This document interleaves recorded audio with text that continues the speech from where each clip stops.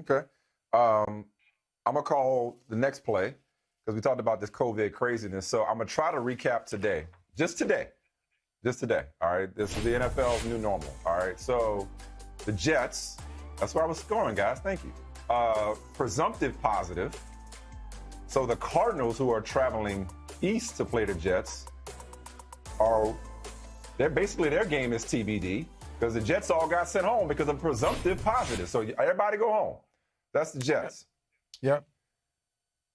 Tennessee is playing Buffalo Tuesday. Tuesday. Somebody said Tuesday. Buffalo. Somebody said Tuesday. Okay. Assuming that they have no new positive tests. Okay, because today, first time in a while, no positive tests. After 22 tested positive in that organization. Patriots, they got the Broncos Monday, 5 p.m. Eastern. Nice. Okay, 5 p.m. Eastern. Watch brother from another then watch the Monday. Patriots and Broncos. Look at that. Exactly. Right. We're perfect lead in. Okay. And am I missing anybody else? Now the Thursday night game that was supposed to be Bills Chiefs is now Sunday. Thursday. Yeah, exactly. That's now Sunday. I mean, this is very 2020. I mean, none of us have a routine anymore. You know, none of us can make plans anymore. This entire season is TBD. People always like to throw around, hey, we're all day to day. Yeah, exactly. That's exactly what we are right now. It's all day to day. Not only are we flying the plane while we build it, we are just all on standby right now. Like, this is the NFL's new normal. Get used to it. Like, the idea of having, normal weeks and rest and a routine. No, these creatures of habit, we all got to learn something new now. I mean, we're going to have short weeks, short notice even.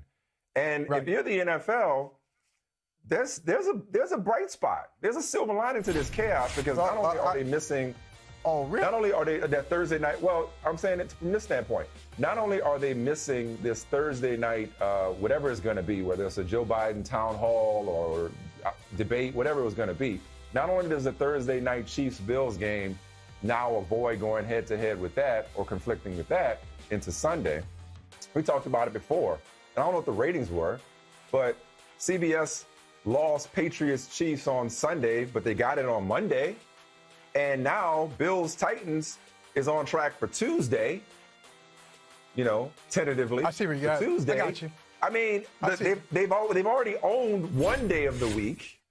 I mean, pretty soon we're going to be getting NFL football 7 days a week. Before the year is out, there's going to be a Wednesday game. There's going to be a Friday game. There's already been Saturday games, Saturday specials late in the year. There's going to be weeks where games are going to be scattered throughout all 7 days of the week because if they want to get this thing in, not to mention we already know that playoff teams are going to be by winning percentage. There's going to be imbalanced schedules. Some teams are going to play more games than others. Welcome to our new NFL normal. Mike, it's a good point on just making the best of a bad situation. And it's not your original plan, but the plan, as you look at it, it's not so bad. Tuesday night football. It might be Wednesday night football. And I think eventually, Mike Smith, they're going to have to get some alternative sites in place right now. And they don't have to be sexy. We know that because some people don't have people in the stands. Now, in Kansas City, they have 16,000 in the stands. Miami's going to have its 13,000 in the stands. But some people have 5 people, 20. So I think when things start to break down like Patriots, Chiefs, and your concerns about traveling, I think each NFL team should have, you have your alternate jerseys. You should have some alternate sites in your region just in case stuff happens. You know what I'm saying?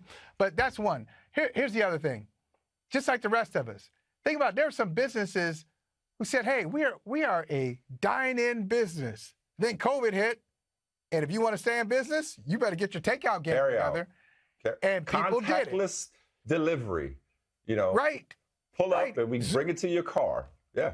Zoom. How about Zoom? Zoom was like the domain of the academy for years and years. And all of a sudden, learning from home, working from home, everybody's talking about Zoom. And am I the host or you want me to make you the host? That kind of stuff. But I think there are two different categories. Okay, that's the rosy stuff. That's the rosy stuff, Mike Smith. But here's the stuff that we really got to talk about. There's the unintended positive silver lining of this thing. That's one side.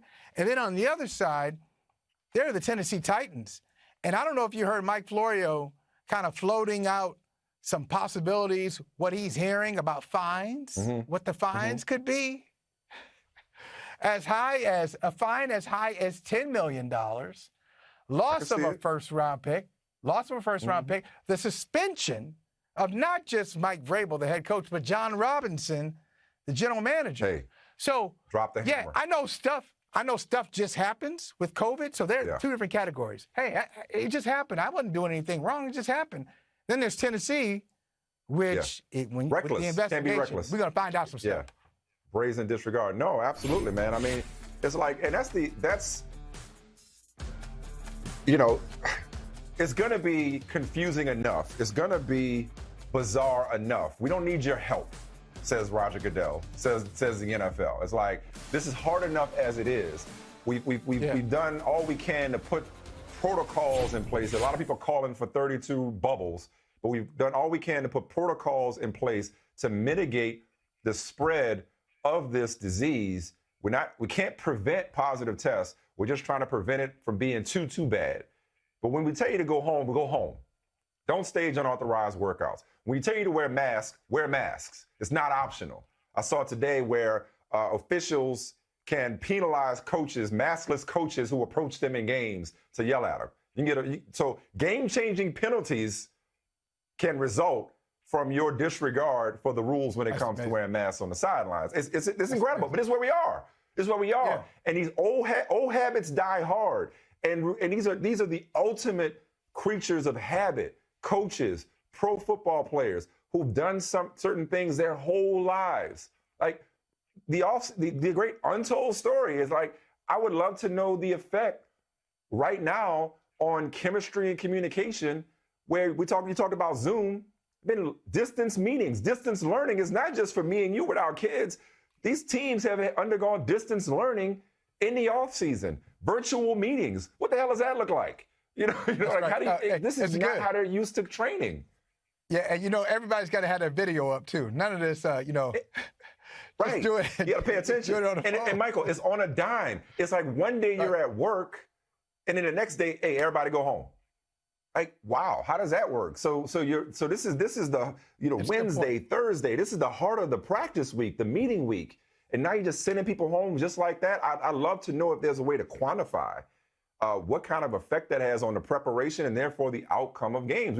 We saw it Monday, day of games, 2-plane travel to Kansas City, with your backup quarterback, because on Saturday you found out that your starting quarterback Cam Newton had tested positive. You send everybody home. Everybody's on standby until Monday when you fly in 2 planes. This is bizarre, and I think it's become, we're so accustomed in the real world to figuring it out and not being able to rely on routine or rely on anything.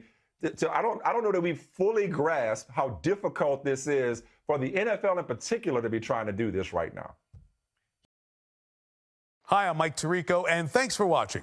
Make sure to hit subscribe for the latest news and highlights from NBC Sports.